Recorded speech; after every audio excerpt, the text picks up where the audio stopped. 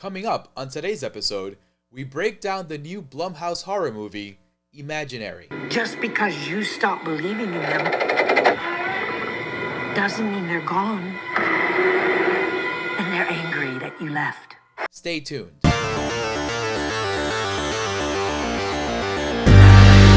Welcome to Scary World, where we walk you through the latest and greatest in the world of horror. I am your host, Arturo Padilla. Hi. Remember, folks, this is a spoiler-free show. I'm not going to spoil the surprise. Now that we got that out of the way, We got some rules around here. there are 5 categories: production, story, ensemble, horror, and legacy. Each category can earn up to 2 points. Showtime. Per IMDb, the synopsis goes, a woman returns to her childhood home Welcome home, Crawford. to discover that the imaginary friend she left behind I left all that behind a long time ago. is very real and unhappy that she abandoned him. We found him in an old abandoned boiler room. Production. Told you I'd make a movie someday. This movie was directed by Jeff Wadlow. He actually directed 2013's Kick-Ass 2, which I had no idea. And he is also no stranger to the Blumhouse machine. He directed 2018's Truth or Dare and 2020's Fantasy Island. So he knows how to work with that studio. Aside from that, this movie, filmmaking-wise, is technically sound.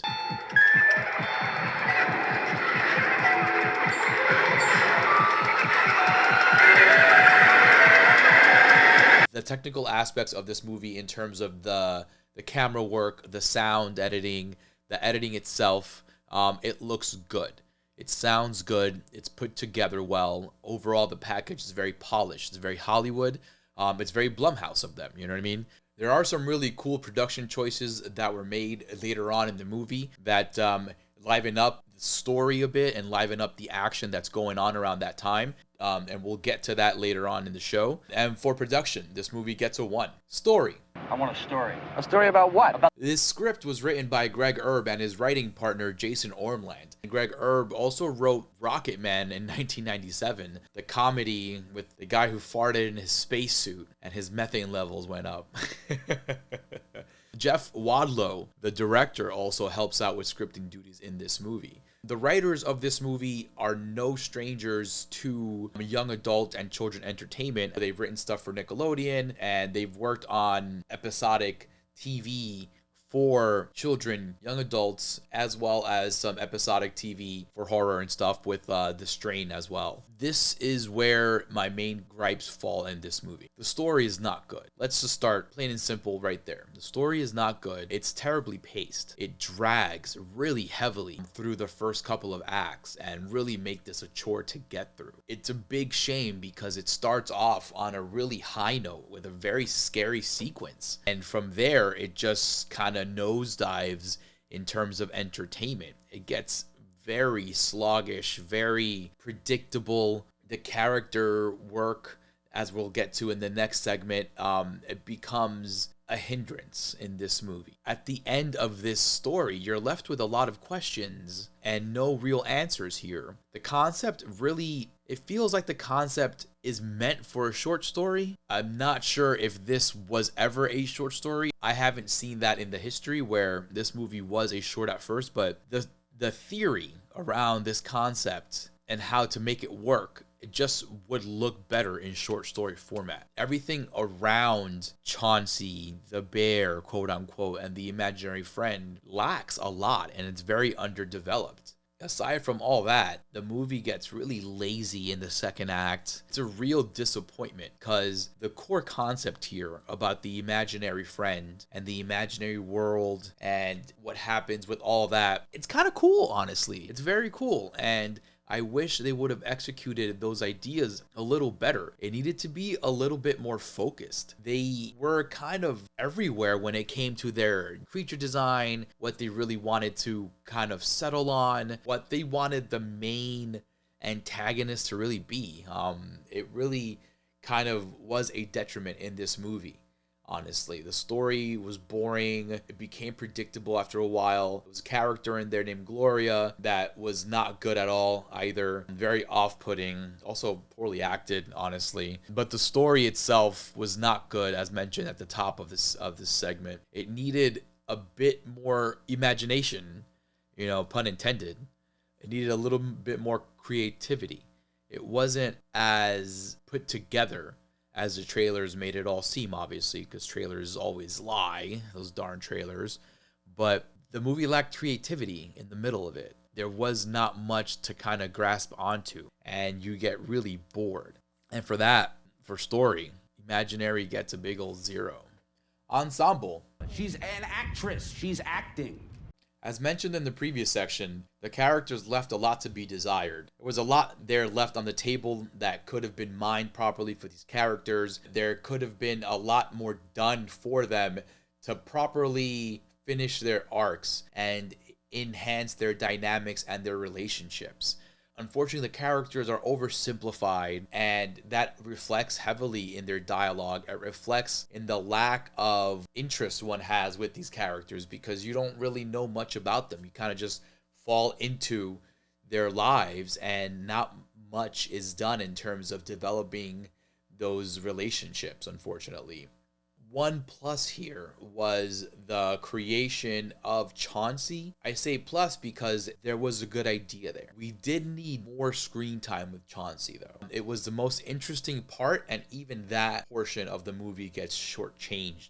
The Chauncey character, imaginary character, needed to be fleshed out more, in my opinion. It's the most intriguing part of the movie, and it's the part of the movie where you're left wanting more. And it's also the part of the movie where you are left having more questions, unfortunately. There are some positives here. The cast, the people behind these characters, the actors, do a good job with their roles. DeWanda Weiss plays Jessica, our protagonist. She's super talented. How does it feel being back? Good. I had such good memories here. Maybe my happy place can be our happy place. And I wish that she had a little bit more to chew on character-wise. Her character does have the most development in terms of her story arc, obviously, because she is the protagonist, but I feel that the character is so simple that it doesn't leave much for DeWanda to kind of just hold on there and kind of, steal the scene. Unfortunately. Another standout of the cast is the very young Piper Braun, the little girl in the movie who plays with Chauncey and has fun with this imaginary friend. She did a solid job with her role. I can't wait to see her in some more horror stuff. And for the decent job these actors did to save these characters, this movie gets a 1 for ensemble. Horror. This place gives me the creeps. There's no blood or gore in this one, but there are some very good moments of horror and terror here. The opening sequence alone is, I think, the best part of this movie and the scariest part of this movie. Sad to say, unfortunately, you only spend about, a good 2 to 3 minutes, maybe 5 minutes here in this sequence, and then it's gone. And we get to relive some of that stuff later on in Act 3, but it takes a while for this movie to pick up in action. We call them imaginary friends. You were always staying with your imaginary friend. When the connection was severed, the entity becomes enraged. The scenes with Chauncey the bear and those little haunting scenes there, they don't hit as well as you would hope or you would think. They cut the trailer very well to make sure you see those kind of scary moments, but those moments on film with that length of time spent there, they're not as impactful as you would have hoped. As I mentioned in the previous section, I wish we would have spent a lot more time with Chauncey and that whole imaginary friend thing and the whole gimmick and the world and all that, because that was the best part of the movie. That was the highlight of the movie. We needed to spend more time there because that's where the fun was. There were a lot of cool moments there that were actually fun to watch and fun to witness on the screen, and needed more of that towards the second act. Maybe if we would have dipped our toes a little bit in and out of that world, it would have helped the movie roll a little better, because as I mentioned before in the story segment, the pacing is just terrible here and it drags really heavily. So if they would have done more with this dreamscape world here, with this kind of funhouse-y kind of, labyrinthy world, they would have had a little bit more success. And because of what happens in that world and all the doors in that world and the stuff that you can do visually, they had more opportunity to scare. They had more opportunity to actually make it a horror movie. And it's unfortunate that we don't spend more time there. And for that, this movie gets a 1 for horror. Legacy. Now what do you think? there were some poor choices made with the story that made this thing a chore to get through. The characters were uninteresting, they were underdeveloped, the movie was quite boring throughout the majority of it. Both the characters and the story hindered this from being a success. But folks, that being said, there was something here. There was a potential idea here that could have possibly worked if it was downscaled a little more and focused on a little more. If you would have made the scope just a little bit smaller, I think the filmmakers would have had an easier time focusing on the imaginary gimmick here and the aspect that actually brought us to the theater, because everything else here was very disappointing. And as I mentioned in the previous section, the movie became fun once we got into that dreamscape world, once we got into the fun running around, chasing around by some monsters and what's behind this door, behind that door kind of thing. That was fun. We needed to see a lot more of that to make this movie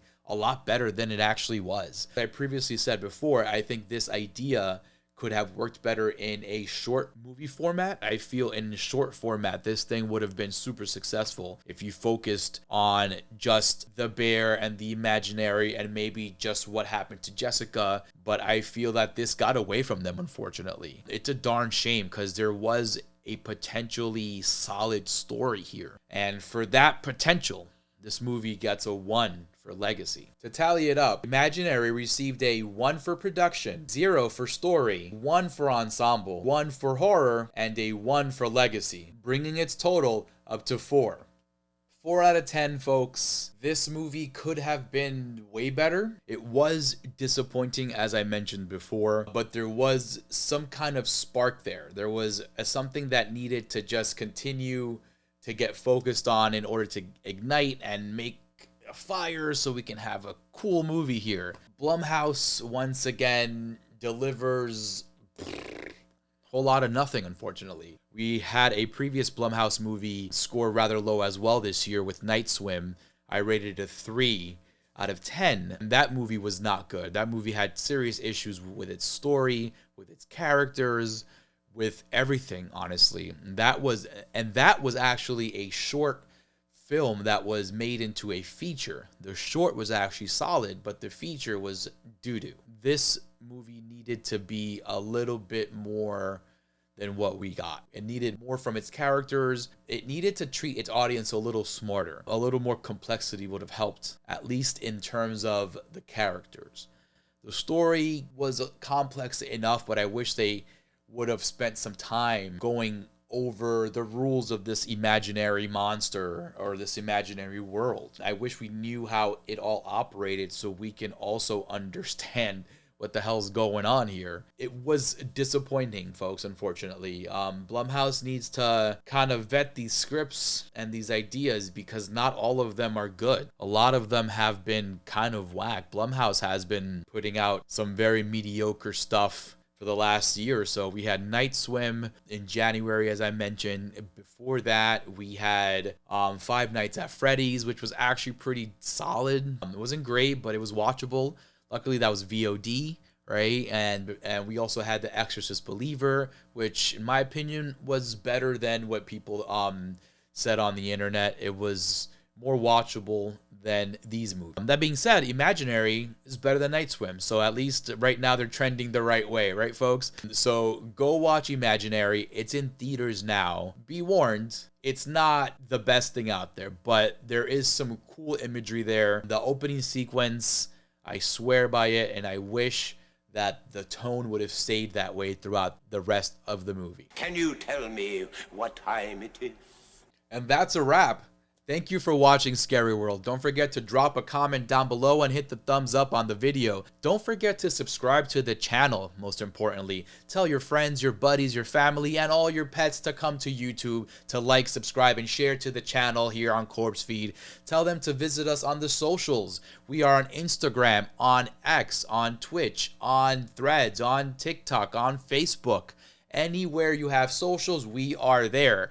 Don't forget to check out the CorpseFeed official podcast, The Morgue, dropping on Tuesdays anywhere you get your podcast streams. Apple, Spotify, Amazon, iHeartRadio, any desktop you get your streams at, we are there. We will see you on Monday for another episode. And remember, it's a scary world out there, but we are here to walk you through it. I just wanted to say goodbye.